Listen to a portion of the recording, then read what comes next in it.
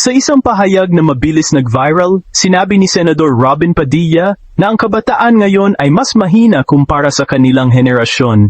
Isang simpleng salita, pero nagpasabog ng matinding debate. May mga sumangayon sinabing totoo raw na mas malambot ang Gen Z. May mga tumutol, iginiit na hindi kahinaan ang pag-amin sa emosyon. At ang mga eksperto, may ibang paliwanag. Mas malalim, mas siyentipiko, at mas nakakagulat. Kaya sa video na ito, sasagutin natin ang pinakamahalagang tanong. Mahina nga ba ang kabataan ngayon?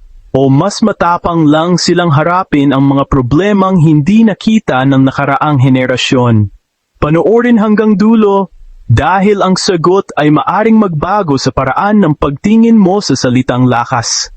This is presented to you by Education 4708. Just proceed to view the full content.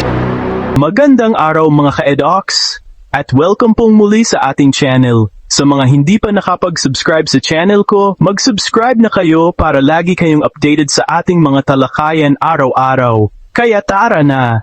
Mahina ba ang kabataan ngayon? Isang malalim na pagsusuri sa kontrobersyal na pahayag ni Robin Padilla. Isang matinding diskusyon ang umusbong sa social media at sa publiko matapos sabihin ng isang kilalang senador na ang kabataan ngayon ay mahina kumpara sa kanilang henerasyon. Marami ang sumang-ayon, mas marami ang tumutol, at ang mga eksperto may ibang paliwanag.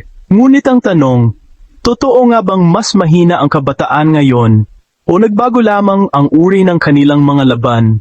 Sa video na ito, ating himayin ang isyung ito sa mas malalim, mas siyentipiko at mas balanseng paraan. Hindi lang ito simpleng debat ng opinyon. Ito ay banggaan ng dalawang magkaibang pananaw tungkol sa kahulugan ng lakas sa bawat henerasyon. Ano nga ba ang sinabi? Sa kanyang pahayag, iginiit na ang kabataan ngayon ay mas madaling masaktan, mas madaling ma-depress, at mas kulang sa tibay kumpara sa mga nakaraang henerasyon. Ayon sa kanya, noong kanilang panahon, natuto sila sa hirap ng buhay, hindi uso ang pag-iyak sa problema, hindi nila agad tinatawag na depression ang stress. At aniya, isa sa malaking dahilan ng pagiging mahina ng kabataan ngayon ay ang labis na paggamit ng social media. Sa kanyang pananaw, ang sobrang exposure sa digital world ay nagdulot ng emotional fragility. Sa madaling salita, ang kanyang argumento ay nakabatay sa ideya na mas maraming hirap noon, mas matibay ang tao noon. Ito ang tinatawag sa sociology bilang hardship-based resilience model. Bakit marami ang sumang-ayon? Hindi may kakaila na maraming Pilipino ang nakarelate sa pahayag na ito. Bakit? Dahil sa karanasan ng older generations, noong nakaraan, mas mahirap ang access sa edukasyon, mas matindi ang pisikal na trabaho, mas kaunti ang teknolohiya, mas limitado ang social support systems. Sa kanilang panahon, survival ang pangunahing layunin. Kaya natural na ang konsepto ng lakas ay nakatuon sa pagtitiis, pagpigil sa emosyon, kakayahang tiisin ang problema ng mag-isa. Ito ang tinatawag ng mga sociologist na Stoic Survival Set na nagsasabing ang tunay na matibay ay hindi umiiyak. Ang panig ng mga eksperto. Ngunit dito pumapasok ang mahalagang punto ng mga psychologist at mental health experts. Ayon sa kanila, hindi mahina ang kabataan ngayon, mas bukas lamang sila, at ito ang pinakamahalagang distinction. Noon, hindi pinag-usapan ang mental health. Ngayon, mas may awareness at mas may vocabulary ang kabataan para ipahayag ang kanilang nararamdaman. Sa psychology, ito ay tinatawag na emotional literacy. Ibig sabihin, ang kakayahang kilalanin, pangalanan at ipahayag ang emosyon. At ayon sa mga eksperto, ito ay hindi tanda ng kahinaan. Ito ay tanda ng emotional maturity. Sa katunayan, maraming studies ang nagpapakita na ang pagpigil ng emosyon ay maaaring magdulot ng anxiety disorders, depression, physical health problems, samantalang ang healthy expression ay nakakatulong sa stress management, mental resilience, social support building. Mas mahirap ba talaga ang buhay ngayon?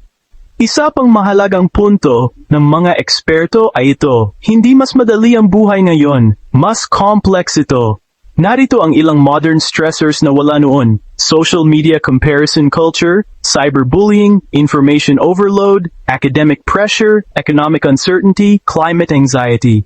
Noon, ang problema ay kadalasang pisikal. Ngayon, ang problema ay kadalasang psychological. Kaya hindi tama na ikumpara ang dalawang henerasyon gamit ang isang sukatan ng hirap. Magkaiba ang kanilang battlefield.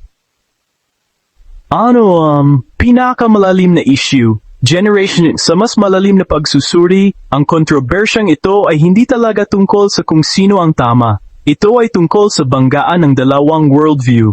Ang una ay ang traditional resilience model, lakas equals pagtitiis, kahinaan, pagyak. Ang ikalawa ay ang modern psychological resilience model, lakas equals emotional awareness, kahinaan, kawalan ng coping skills. Sa madaling salita, noon, strength was defined by endurance. Ngayon, strength is defined by adaptability. At ayon sa mga sociologists, normal lamang ang ganitong generational conflict. Bawat henerasyon ay may tendency na tingnan ang sumunod na henerasyon bilang mas mahina, ngunit sa history, napatunayan na hindi ito kahinaan, ito ay pagbabago ng konteksto. Sa isang objective na pagsusuri, parehong may punto ang dalawang panig.